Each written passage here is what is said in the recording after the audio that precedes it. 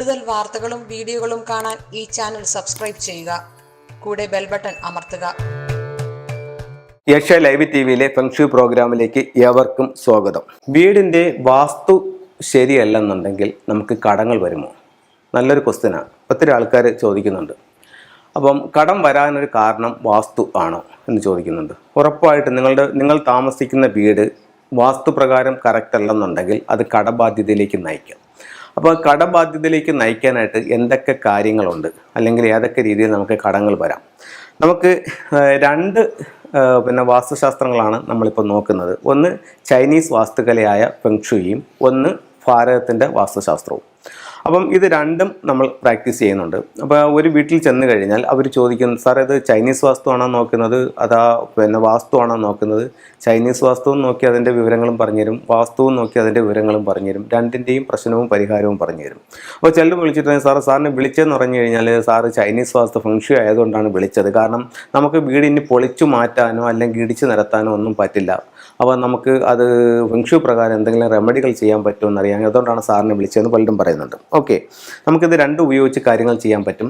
അപ്പം നമുക്ക് പറഞ്ഞു വന്നത്, നമുക്ക് കടബാധ്യതകൾ വാസ്തുശാസ്ത്ര പ്രകാരം വരുമോ എന്നുള്ളതാണ് ചോദിച്ചത്. അപ്പോൾ വാസ്തുപ്രകാരവും ഫെങ്ഷു പ്രകാരവും നമുക്ക് കടബാധ്യതകൾ എങ്ങനെ വരാം എന്നുള്ളത് പറയാം. നമ്മളൊരു വീട്ടിൽ ചെന്നു.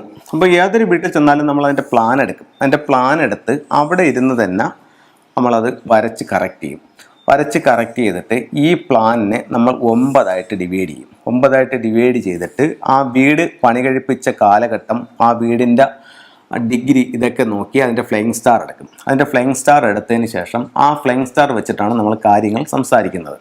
ഇപ്പം ഇതൊരു ഗ്രിഡാണ്. ഈ ഗ്രിഡ് നമ്മൾ 9 കളങ്ങളാക്കി തിരിച്ചു. ഇപ്പോൾ ഏതൊരു വീടിനെയും ഏതൊരു വസ്തുവിനെയും മുറിയെയും ഒരു മൊബൈലിനെ പോലും നമുക്ക് ഇതുപോലെ 9 ഡിവൈഡ് ചെയ്യാനായിട്ട് സാധിക്കും. അപ്പോൾ അതിനും ഈ പറയുന്ന 8 ദിക്കുകളുണ്ട്. South, north, west, east.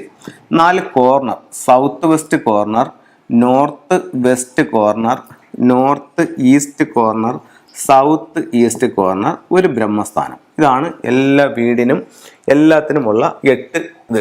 അപ്പം നമ്മളൊരു വീട്ടിൽ ചെന്നു, അതിൻ്റെ ഫ്ലൈയിങ് സ്റ്റാർ നമ്പർ എടുത്തു. ഇപ്പം 75 ഡിഗ്രി ഉള്ള ഒരു വീടിൻ്റെ ഫ്ലൈയിങ് സ്റ്റാർ ആണ് നമ്മൾ എടുത്തതെന്ന് കരുതുക. അതിൽ വരുന്ന ഫ്ലൈയിങ് സ്റ്റാർ നമ്പേഴ്സ് 88, 43, 61, 25, 34, 79, 97. ഇവിടെ വന്നിരിക്കുന്നത് 52 കോമ്പിനേഷനാണ്. വീടിൻ്റെ സെൻട്രൽ വന്നിരിക്കുന്ന സ്റ്റാർ എന്ന് പറയുന്നത് 16 ആണ്. ഇതൊരു വീടിനെയാണ്.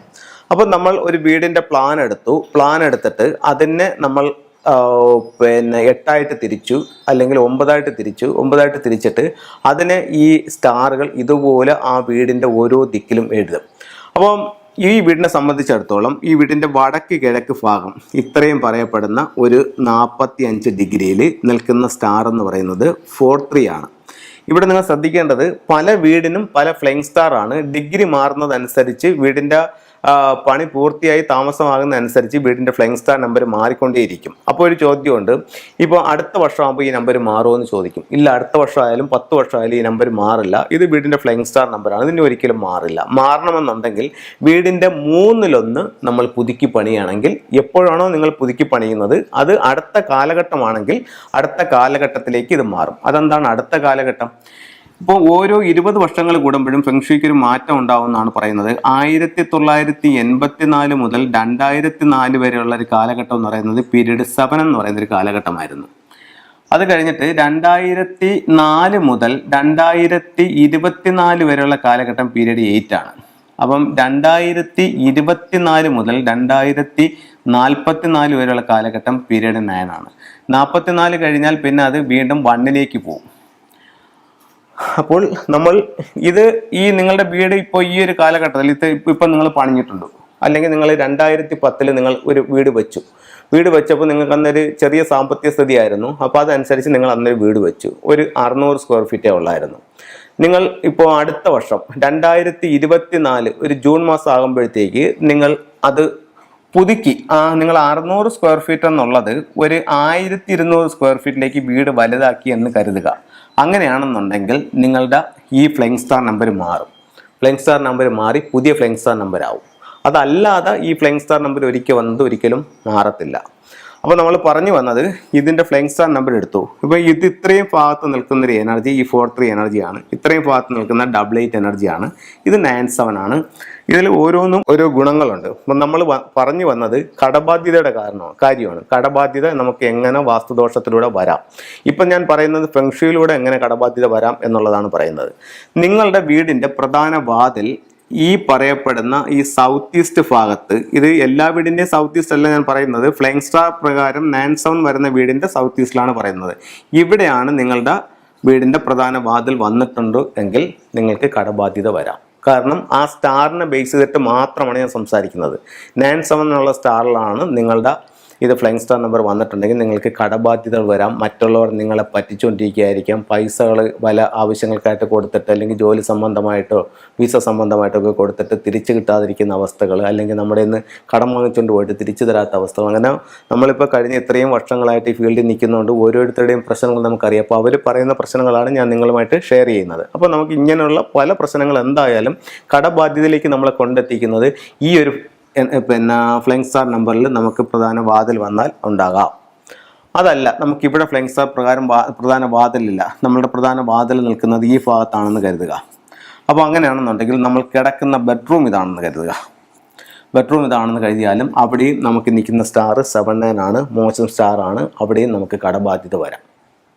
അപ്പം ഫെങ്ഷു പ്രകാരം ഈ ഫെങ്ഷുയിലെ ഫ്ലൈങ് സ്റ്റാർ പ്രകാരം ഈ സ്റ്റാറുകൾ നിൽക്കുന്ന സ്ഥലത്ത് നമ്മളുടെ ബെഡ്റൂമോ പ്രധാന വാതിലോ ഉണ്ടെങ്കിൽ കടബാധ്യത വരാം. ഇത് ക്ലിയർ ആയല്ലോ.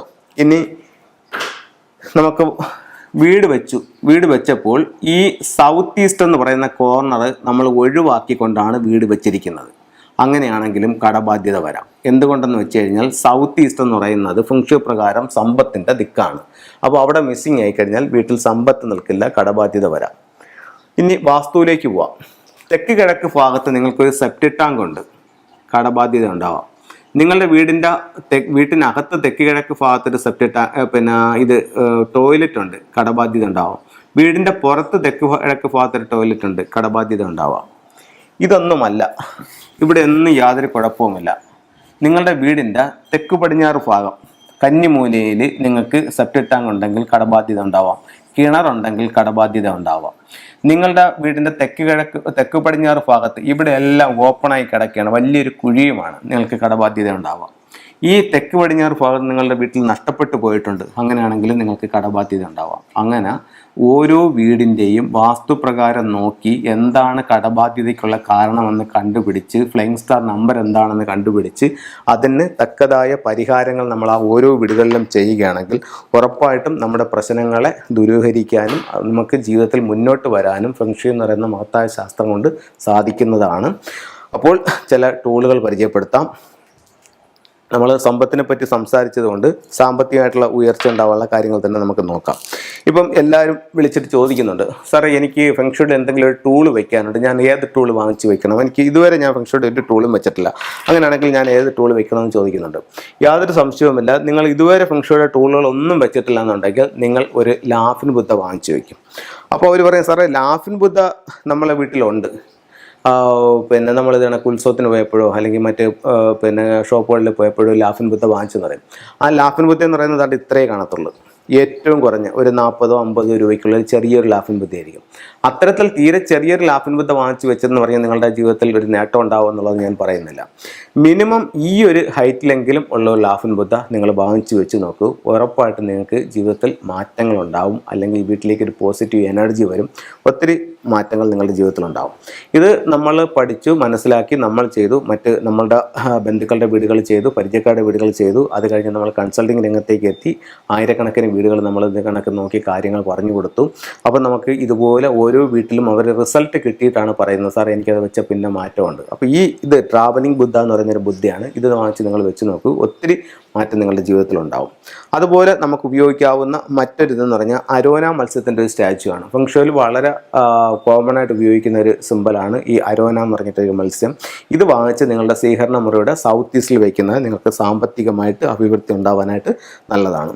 അത് കഴിഞ്ഞിട്ട് ഈ 3-legged frog, ഈ 3-legged frog ഇപ്പം നിങ്ങൾ ആദ്യം ഒരു ലാഫിൻ ബുദ്ധ വാങ്ങിച്ചു വെച്ചു. അത് കഴിഞ്ഞിട്ട് സാറേ ലാഫിൻ ബുദ്ധ ഉണ്ട്, എനിക്ക് അടുത്തൊരു പ്രോഡക്റ്റ് ഒരു ടൂള് ഫെങ്ഷുയിൽ അത് വെക്കാം എന്ന് ചോദിച്ചാൽ നിങ്ങൾക്കൊരു ഫ്രോഗ് വാങ്ങിച്ചു വയ്ക്കാം. മെയിൻ ഡോറിൽ നിന്നും ഉള്ളിലേക്ക് നോക്കി. കാരണം സമ്പത്ത് വരട്ടെ, സമ്പത്ത് വരുമ്പോൾ നമുക്ക് ഓരോരോ കാര്യങ്ങൾ ചെയ്യാനും വാങ്ങിക്കാനും ഒക്കെ ഉള്ള ഇതുണ്ടാവും. അപ്പോൾ ആദ്യം നമുക്ക് സമ്പത്താണ് വരേണ്ടത്. അപ്പോൾ സമ്പത്ത് വരാൻ വേണ്ടിയിട്ട് നമുക്കൊരു ഫ്രോഗ് വയ്ക്കാം, സാമ്പത്തിക അഭിവൃദ്ധിക്കേണ്ടി.